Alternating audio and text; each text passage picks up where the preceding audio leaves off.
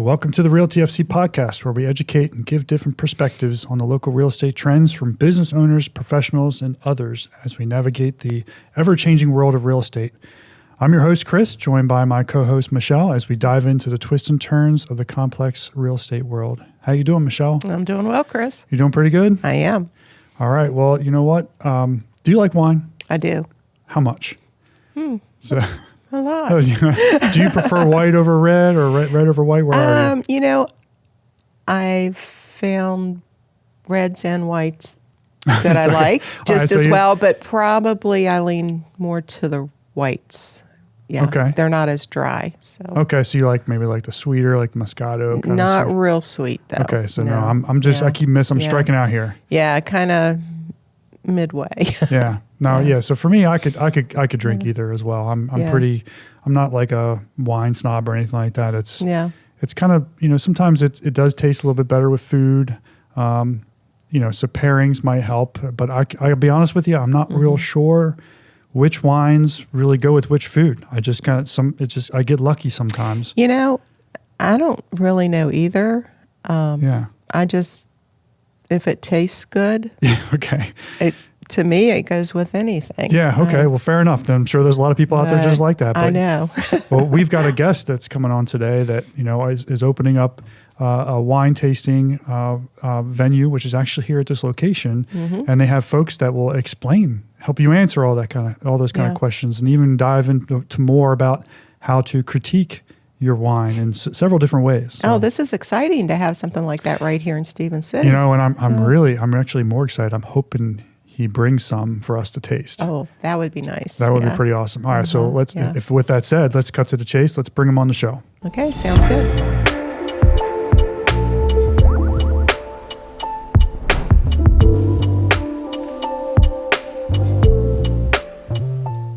Okay, we have a returning guest this time around. Welcome back to the show. We got Cort Maddox. How you doing, Cort? Thank you. Doing great. Thanks for having me again. This time, it's not for the same thing, different adventure this time.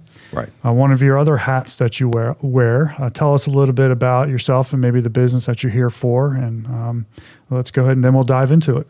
Sure. So, honestly, I think the last time we talked about Faithbrook, is that right? We did. Okay. We did. We talked touched about on that. it a little. But also about your coaching. Consulting too? Okay. Yeah. All right. Sorry, I can't remember how many hats I wear now. But so today, I think the main portion is to talk about the Vintage Barrel, which is our new tasting room that's up and coming. We actually are going to have 2 locations, so really excited about that. We have one location that is almost open now here in Stephen City, and then also our main location that will be open in January 2025. Okay. So nice. And when you say here in Stephen City, it's literally here, literally right where we are. In studio, right? That's right. And what were some of the driving factors that led you to that amazing idea and opportunity, the Vintage Barrel? Well, if anybody's done any research on alcohol has great margins. It is practically recession-proof. When times are tough, people drink more. And when times are good, people drink more. Yeah. So well, times must always be tough for me. It really does. It works out really well because you get that piggyback, and because it's on site of the same property for the main location once it opens, is that now we'll be able to piggyback kind of things off onto our wedding guests and our couples. And we're currently working on a marketing strategy that will be QR code based, that we will gather the contact information from all of the guests, hopefully as many of them as we can, in order to then talk more and more about the Vintage Barrel events and things like that happening, so we can constantly have that flow of traffic. So one group benefits the other group benefits that, and They kind of go hand in hand for sure. Yeah. What are some of the challenges that you faced as you were, going from, okay, this is a cool idea, to actually, putting it into place, putting it into action, I should say? There's a lot of moving pieces. It's great to have the property, so we have that part already accounted for. But when it comes to moving pieces, we initially got an estimate on the barn and getting it built, and we were looking at doing a stick-built barn. And our first estimate, even after telling the contractor that we really wanted to kind of save money while doing it, came in at $1 million. Yep. And so it was one of those that was like, yeah, we need to restructure this and come up with a different idea. And through that, obviously, there's a lot of research that has to go on. And finally, we're able to find a barn kit to be able to put it together, and really excited about that coming together. So, yeah. Yeah, I mean, there's a lot of challenges when you're doing new construction. Michelle, you can probably relate to that. You know, new construction, when you're buying from one of those national builders, from Ryan Homes, those things, you know, they tend to go pretty seamless because they got a lot of, you know, processes in place. They've done it so many times. But when you're building those custom homes, you know, there's a lot that goes into play there. I mean, contractors, in your case, the getting the ABC license for the alcohol, I mean, that poses a challenge, costs money. You know, finding contractors that will do the job, right, and do the job well at a reasonable price. Might not be the cheapest, might be the most expensive, but one that communicates, shows up when they say they're going to show up, or shows up at all. You know, you know. So a lot of headaches that you want to make sure you have someone that's, you know, because if you're doing all that yourself, you know, contacting the contractors and doing all that, either you need to be prepared, right? Or you need to have someone that maybe has experience or history of, you know, doing a really good job, you know, taking that weight off of your shoulders. Because I think it's important that, because there's a lot, you know, you think, oh, I just want to go out and I want to build my own home. Yeah, it sounds great on paper, but man, it can be a headache, right? We deal with that a lot in real estate. Okay, so those were some of your challenges.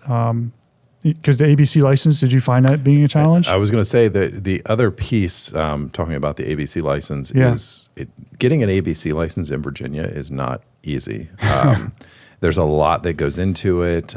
We did hire a consultant, and that if I could give a piece of advice for anybody that is looking to start a business that has anything to do with an ABC license, absolutely hire the consultant. You know, it's an expense, but the number of hoops they had to jump through in order to make it happen, the months that it took them to get everything done. The filing for an ABC license is expensive in itself. You add the element of getting a consultant, it does become more expensive, but we avoided a lot of the pitfalls. And they are handling the reporting for us on a monthly basis, so we can avoid some of the fees that may come if we didn't do it correctly. So absolutely, again, 2 cents to any viewers that are watching this that are thinking about it, hire the consultant, save yourself. Yeah, it goes along with just what I was just saying. Have someone that has the experience. How long did it take to get the license?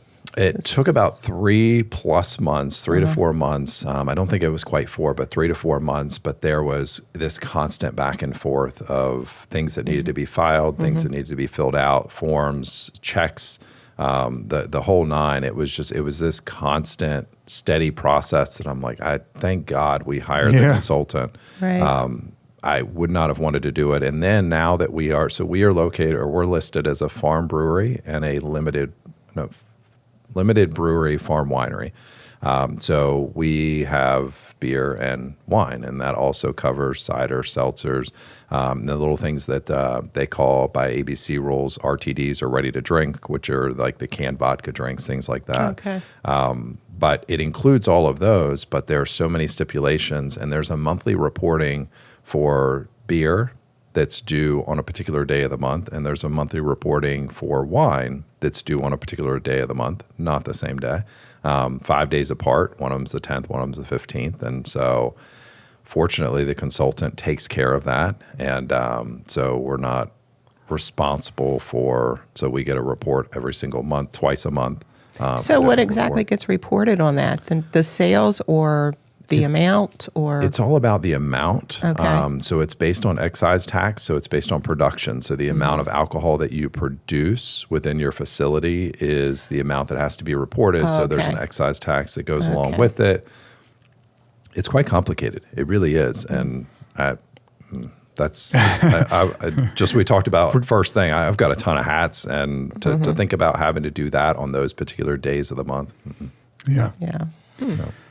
Yeah, very good. I like the idea RTD. So someone asks me next time, so what are you doing this weekend? Well, I'm RTD. Right. I'm ready to drink. There you go. That's right. That's what we should all be, right? Yeah. I'll use that on my text next time. RTD.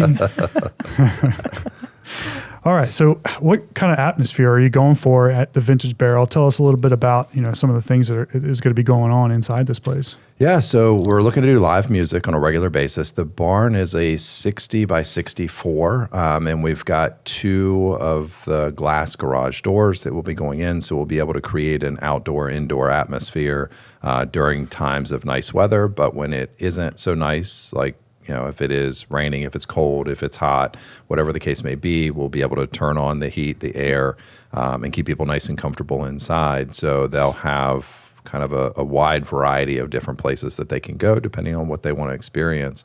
But we'll have live music, we'll have different events, different food trucks, different things like that will come out that will be supporting the economy from multiple different business perspectives.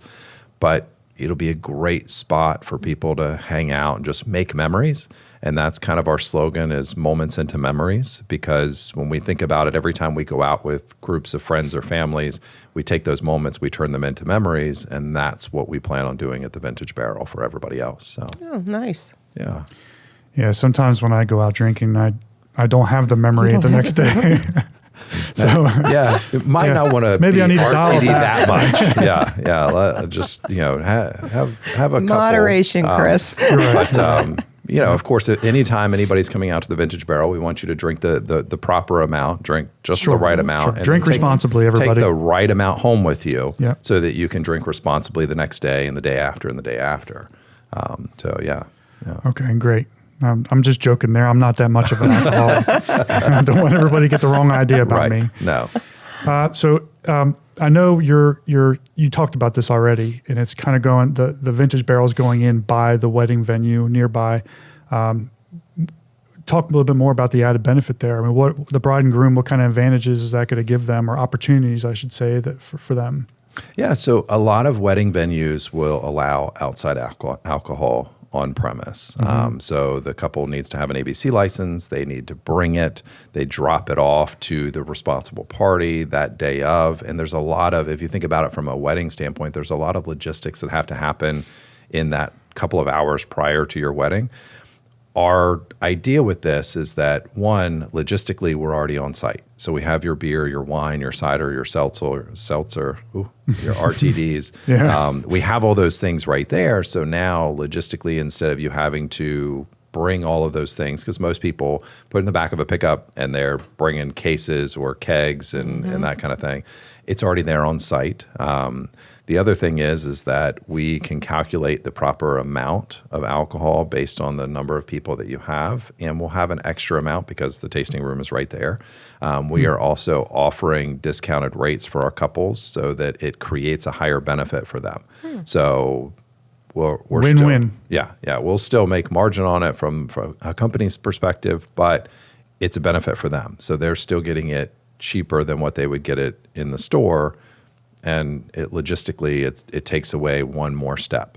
Right. It also means that they can come in. So my wife and one of my business partners' wives, they're both sommelier level 3s, which in most cases, whenever you go out to a winery, they don't spend the time or the money and the resources to get people up to that level. But because they have that expertise, they're able to pair the proper wines with the proper meals. So if somebody really wants to come in and they're really passionate about their wines, they can come in, talk about what they're going to be serving, and then the ladies can come up with, okay, well, these would be great wines to offer as a pairing to your food and accentuate the flavors. So, yeah.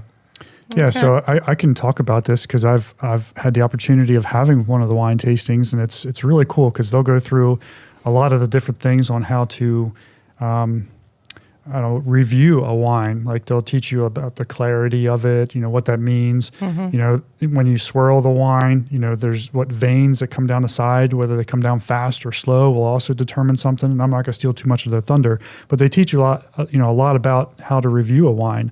Or you don't have to pay attention and just drink it. I mean, either way. But if whatever is interest you're going to get, which I thought was really cool because I didn't know all that. I was just the one that was RTD'd. I was just ready to drink. Right. So I would just drink it and whatever. But no, it's really cool. I learned a lot during that time. So with your wine, I mean, this where we are is one of your extensions of the vintage barrel. Maybe talk a little bit about that. So because you offer memberships for the wines, right? You want to explain what that's like? So it's great to be on site at our wine room here as well. But it's one of those things that we'll offer memberships. This is a great pickup location for anybody located in the area to be able to pick up a couple bottles of wine every single month. The great thing about the membership, so for anybody that's ever been involved in a membership at a winery, you pick every winery is different. So maybe 2 bottles a month, it may be 3 bottles a quarter, whatever the case may be. But you get those wines, but they're always coming from that particular winery, which is great. But our experience is going to be one that you're going to get wines from different parts of the world. And so we'll have different emphasis, and we're going to connect with a lot of these wineries overseas, over in other parts of the world, that we're going to have them do explanation tastings to go over the wines and things like that. So I like that. It's really going to be a really cool experience for our members to be able to participate in that and actually connect with somebody that is directly on site, virtually obviously, but directly on site at a winery in Italy or in France or what have you, and really understand the thought and the passion that went behind creating that particular wine. And some people, again, aren't that extremely passionate and don't want to know. I'm very inquisitive, so I always want to know these things. And for whatever reason, it doesn't matter what the topic is. I'm always asking questions. But for anybody that is interested in that, it's going to be a really cool experience. Now, coming back to one of your other pieces there with the location here, is what we really want to focus on is having, different groups come in and have that experience and do, potentially private tastings and things like that. Obviously, you can come in from a public standpoint, but also you can reserve a time period if you wanted. If anybody's watched, what's it called? Sweet Magnolias. It's a show, I think on Netflix. Yeah, Netflix. Yeah. So my wife and friend of hers always talk about, pour it out. And that's what they always talked about whenever they would get together. They would have this session. They'd do margaritas. But, for here, we want to do wine and have couple or women groups or what have you come over, book clubs, and pour it out. Just, get rid of the stress of the week and just have a good time and just focus on taking in a moment and turning it into that memory and really enjoying yourself. So, yeah. So when can folks start enjoying the Stephen City? When can they expect to do tastings here? So we've had the opening, the soft opening. We've tested our POS system. We've done a lot of things from that standpoint, and plan on opening very, very soon. The next week or two. We've been working on scheduling, wanted to make sure everything was working. So I think within the next week or two for general public. I will say that for us, though, I did bring a bottle. Oh, nice. So instead private of tasting, everybody else having to wait, we actually get to taste now. Oh, man. I'm RTD. RTD, as everybody should be. Now, I'm a little bit worried to try to do this. To the pour? Yeah. Or for it to overflow? I don't want to make a mess. Do you want me to hold the cup? No. My wife will give me a hard time. It's okay. It's Joel's table. I couldn't pour. Oh, look at that. You did well. So a couple different things as you're pouring. One, I'm trying not to pour too much of a tasting here because I really don't want to get us drunk. We probably have work to do. Yeah. But when you pour, one, you're not supposed to drip. Two, thank you. You are not supposed to hit the glass with the bottle. Oh. Again, I learned all these things from the missus. She's like, you did it wrong. You need to fix this. But yes, and so when you pour, you really should twist the bottle to try to prevent the drip. And you have to stay far enough away so that whenever you are doing the twist, you're not clinking the glass. I've got another idea. Just drink from the bottle. Yeah, I think it's a great idea. I mean, there's really works for me. Yeah, like with this one, I wanted to pull out a screw cap because I wanted to make sure that we could just cap it back off. But in most cases, nobody likes a quitter. You should be able to finish a whole bottle of wine. But yeah. All right. So well, cheers. Cheers. So, what kind of cost are we looking at for someone to sit down and do one of these tastings? So to do a tasting of about 7 wines is $15. That's very good. So we start with the whites, we move on with the rosé, 2 rosés, and a red or 2. But yeah, so 7 wines. And that you change that up over the seasons, and maybe you're interchanging some of the wines over time. So that could change, but that's absolutely. where you are. So speaking of your 5 S's, by the way, it really is. You're supposed to see it. You're supposed to swirl it. You're supposed to smell it, sip it, and savor it. I think I got that right. Like dip, now, dodge, dive. Yes, dodge. That's right. Yeah.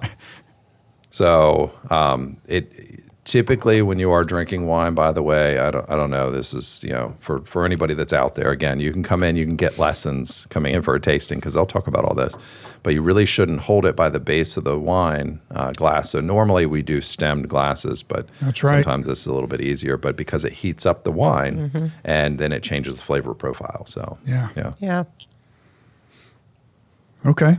I still like drinking out of the bottle idea. I feel like there's a lot of benefit to that. There is. I mean, for those of us that don't really want to clean a glass, it does save the glass. Yeah. So it helps the dishwasher. Yeah. Okay, so you talked a little bit about the ladies that are going to be doing the serving. You mentioned the word that they are. Say that again, because sommelier. Sommelier. Yeah, and there are levels. There's level 1, 2, 3, 4, and I believe 5 is considered master. Oh. I don't know the exact number now. I know at one point in time there were like 196 of them in, I believe, either the country or the world. Wow. So the only way to get to that level is you have to go through all the testing, but before you take the test to become a master sommelier has to actually sponsor you. And so they have to recommend that you be somebody that even potentially does the test. And with that, you have to determine what region it's from the taste. You have to determine the terroir or the soil style that it was in. I mean, there's a number of different things. Both my wife and business partner's wife, they've both said that they're at level 3. That's where they're staying. So no, that makes sense. And they seem very knowledgeable for what I needed to know as far as wine drinker. So some of the wines that you currently have, I know, again, you may have others down the road, but what are your price ranges right now for retail? So our goal is, and I'll tell you, it's funny that you mentioned that because one of the reasons I always stayed away from wine is because I was so nervous. And because I always thought like, oh, you go to a winery, like people have their nose up and, it's very hoity-toity and it's very expensive. And the reality is that our wine is anywhere from $25 to $45 currently. We will have wines that are a little bit more expensive down the road, but just for those people that want to experience some wines from different regions that will just have to be more expensive. Sure. But for the most part, we'll have our wines within a price range that just makes it very affordable for people to get really good wine without having to pay a fortune. And we taste these wines before we purchase them and before we have them on site. And we go through a process of elimination. For example, the wines that we have now, we went through, it was actually between, my wife was supposed to be there. She had to work. Business partner was supposed to be there. He had to work. So it was his wife and me that had to taste wines, and we had already picked 100 different wines. And so needless to say, that was a challenge accepted. Yeah, that was a tough day. It was a tough day. So trying to taste that without going through a nasal fatigue from trying to smell them or a taste bud fatigue is tough. But we want to make sure we're carrying a good product. Yeah. Michelle, how many do you think of 100 wines could you get through without falling over? I'll take the challenge. Okay. That's your answer? Just all 100. Okay. There you go. All right. Well, we might have to test that theory. You notice I probably shouldn't point this out. Yeah, you're the first one done. Yeah, it wasn't a shot, Michelle. It was you're supposed to sip. That's one of the S's. Look, she's drinking not because she's stressed, but because she's hanging out, having a great time. That's right. Yeah, pour it out. That's right. Pour it out. That's right. Yeah. All right. Well, anything else that you care to mention about the vintage barrel at this point? I definitely want to have you back on once, after January 2025 when things get up and going and talk about how it's going. And we'll definitely, we'll certainly keep in touch for sure, but definitely. Maybe we'll get Lisa on here this time. I tried. I actually brought it up with her and was like, hey, Chris has reached out, talked about, doing a podcast and she said, is that going to be on video? And is it, how many takes do I get? And I was like, well, you literally you kind of run through it. And she's like, yeah, but it's on video. What if I say something really, silly? And I'm like, come on, seriously? Like he's having me on there. That's going to happen. Tell her his co-host does all the time. They could just cut it out. It's fine. But actually a wine discussion on wine pairing, that would be interesting. Yeah. Well, we can line that up. Yeah. All right. So how would someone I know the vintage barrel is in the making, but how would someone, this outreach here, this location is on its way. But how would someone get in touch with Vintage Barrel, whether it's a bride or groom or someone that's just maybe thinking about doing a wine tasting? Yeah. So all of our connection currently is going through Faithbrook. Okay. We will have a page that's getting ready to come up live on the Vintage Barrel within the Faithbrook website, which is www.faithbrook.com. A lot of people hear Facebook when I say that, but it's Faithbrook, as in having faith, and then a babbling brook. But you'll see the webpage there. Again, we'll have that up and coming here within the next week.